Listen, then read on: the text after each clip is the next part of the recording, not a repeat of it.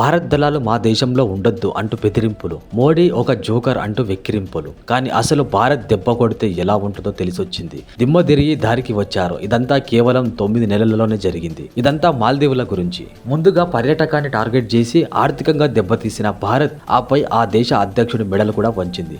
ఇప్పుడు ఎవరైతే మోడీని తిట్టారో వారి కొలువులు ఊడాయి.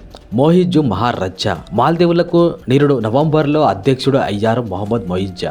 ఆ తర్వాత 7 రోజుల్లోనే భారత్తో విభేదాలకు దిగారు. మాల్దీవుల్లో ఉంటున్న భారత సైన్యాన్ని వెళ్లిపోవాలని ఆదేశించాడు. వారు చెప్పినట్లే చేసింది భారత్. అయితే వ్యూహాత్మకంగా మోడీ మాల్దీవులకు సమీపంలో ఉండే భారత్కు చెందిన లక్షద్వీప్ పర్యటనకు వెళ్లారు.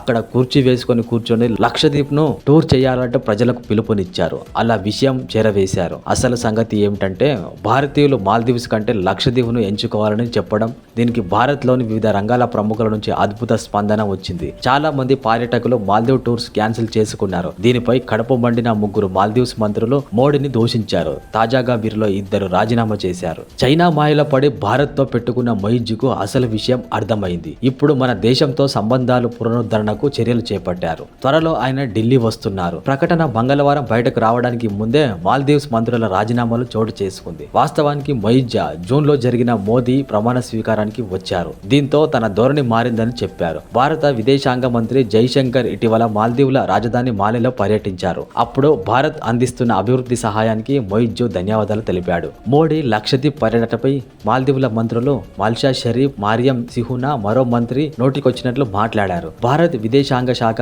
దీనిని గట్టిగా ఖండించింది. ఈ నేపథ్యంలో మంత్రులను సస్పెండ్ చేశారు. ఆ తర్వాత మోదీ లక్షద్వీప్ పిలుపుతో మాల్దీవుల పర్యాటక రంగం కుదేలైంది. అది ఎంతగా అంటే గత ఏడాది ఏప్రిల్ జూన్ మధ్య 3 నెలల్లో 56,207 మంది భారతీయులు మాల్దీవులకు వెళ్ళగా ఈ ఏడాది ఏప్రిల్ జూన్ మధ్య అది సగానికి పడిపోయింది. అంటే 28,600కు పడిపోయింది.